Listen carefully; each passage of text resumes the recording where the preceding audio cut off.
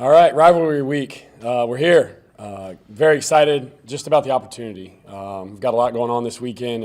We've got 16 seniors that we're going to be recognizing before the game and hopefully throughout the game with their performance. It's Fan Appreciation Day at Raymond James Stadium. We're giving away a lot of merchandise. I mean, there's televisions and Nintendo Switches and all kinds of things when you come to the game, coming in the door. There's all kinds of things. So I want to give a shout out to our fans. Tell them, number one, appreciate you. Looking forward to seeing you this weekend. Be loud, be proud. We'll give you something to cheer for on the field. A lot to play for.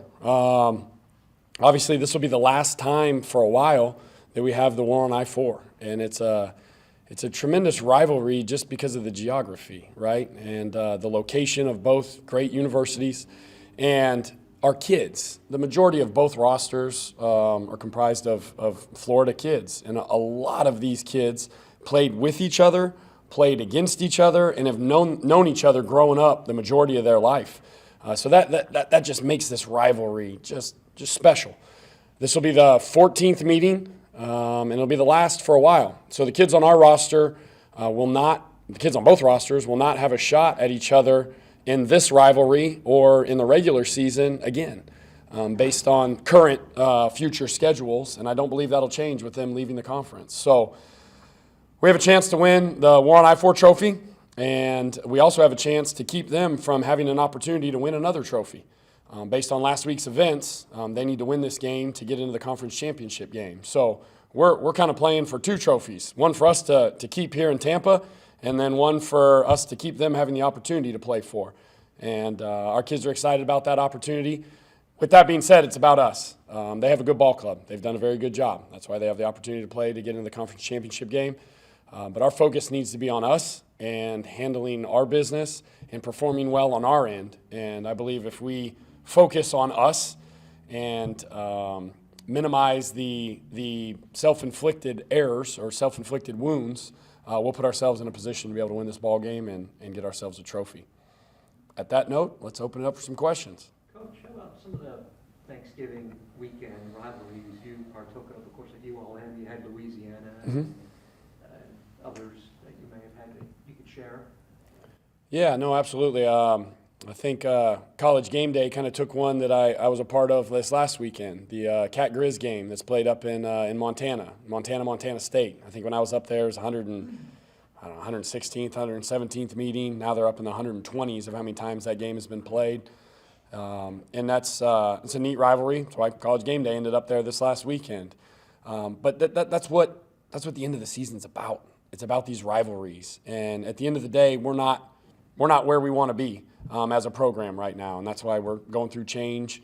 But I'll promise you this: it all comes off when we get into these games. And throw the records out the window, and let's get two teams that know each other very well, and a lot of kids that know each other. Two programs that are geographically located very close, and let's go out there and let's play some football. And our kids are excited about that, and that's what rivalries are for. And typically they're in-state, they're located close. There's a lot of fan engagement. They know each other. You got people coming from Orlando to come over here that are Bulls fans, and you got people in town that might be the other team's fans. But you end up getting a good crowd, and it ends up being an exciting day. How much are you guys in the building talking about the fact that this is the last one for a while? Is that something you're talking about? Yeah, I mean, absolutely. I addressed that with the team this morning, and then on Sunday in our team meeting, I addressed, the situation that we're in too. I mean, this is the last time. I mean, our room's going to look a lot different come this Sunday. That's just the reality of it, or come this Monday when we have another team meeting. And that's the reality of the situation. And our group is trying to enjoy our time together because it will look different. And there's going to be 16 seniors that are not going to be playing anymore. That's one piece of it. That's the normal piece of it. Then obviously there's going to be some change on the perimeter of the room.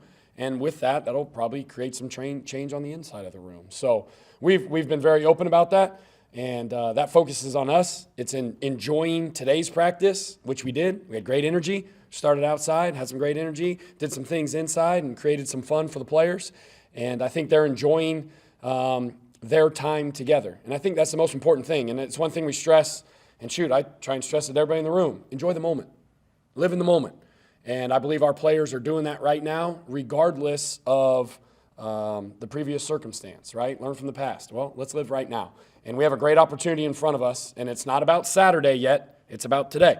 So we had a good practice today. We'll get prepared as a staff. We'll watch the film.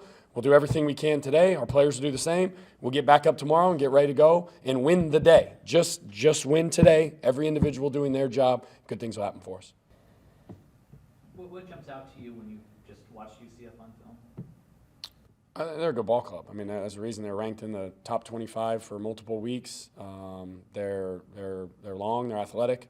I mean, obviously on offense, their tempo. They've done a lot of different things on offense, and they play with great tempo. They execute, and I don't think they don't press. They stay the course, and they keep working to try and find what they know what they do well, and they keep doing it, and they keep doing it until they try and get someone else to make a mistake. And when it does, it usually works out for them in their favor. And then defensively, they're physical, they're aggressive. They got some big defensive linemen up front that have played well. They got some speed in the secondary. They play well at the linebacker position. They're a darn good ball club. They're well coached. Their staff does an excellent job. A lot of seasoned coaches that put their kids in positions to be successful. And looking forward to that battle this week. Obviously, they've kind of been, switching quarterbacks between Plumlee and Keene. You guys saw Keene last year. Plumlee obviously has been really good as a runner this year. Is the preparation for two quarterbacks? I know Gus said earlier in the week that Plumlee will get the start, but are you kind of making sure that you have something ready for Keene as well? They need to be ready for both of them to be in the game and have a plan for both of them. And whichever one trots out there to start, we'll be ready for him. And then whatever they do throughout the course of the game, that piece is out of our control. So we'll have a plan for both. And however that goes throughout the course of the game, we'll be ready to adjust. What have you seen just from Plumlee alone, and obviously the run defense being what it is this week? What do you have to do against a guy that's been just dynamite as a runner? Yeah, and I'll be honest, both of them have been very successful this year on the football field. Period. They've done an excellent job on offense. They've been able to move the ball. But yeah, you better be prepared for his ability to run the ball, and he's very good at it. So you have to account for him, which means there could be some situations on the perimeter that are a little bit different. But if you don't account for him, you're going to pay, and we better be prepared for that. We will be prepared for that. Excuse me. Just as somebody who's been around the sport for a while, what are your feelings on this rivalry ending? I mean, I know that's not going to affect the game itself, but humor me for a second. It's awesome. I mean, that's why we play the game, is for these opportunities, right? You're looking at two teams. One that's vying for a shot at the conference championship game. They win, they're in. That's the way it is. For us, our season hasn't gone the way we want it to. So we have the opportunity to go out there and, number one, win ourselves a trophy that none of our kids have held. We don't have a kid in our room that's held that I-4 trophy. So let's go get it, and let's keep it here for a while. And then whatever happens down the road, happens down the road. And then, two, we have an opportunity to keep them from playing for a championship.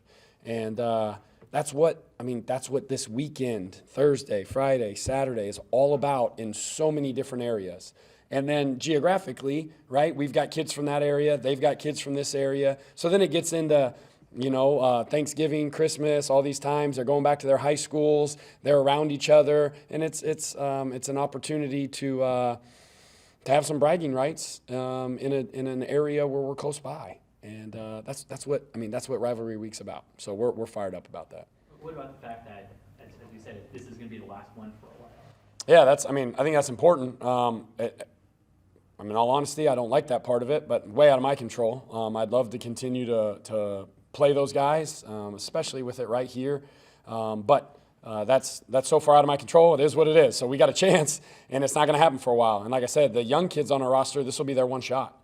Unless something changes dramatically, I don't think they will have another opportunity to play against these guys. So, and that's for both teams. So it just makes it just a little bit more, right? And that's the fun leading up to the game, right? That's all week long, all the things back and forth, the fans, the players, the high school coaches, all that stuff's great. When Saturday at 7 p.m. rolls around on, I believe, ESPN2, nationally televised game, put the ball down. Let's play football. And that's what And that's what it gets to at that point. So we'll put the ball down. We'll be ready, whether it's kickoff, kickoff return. I know they will be as well.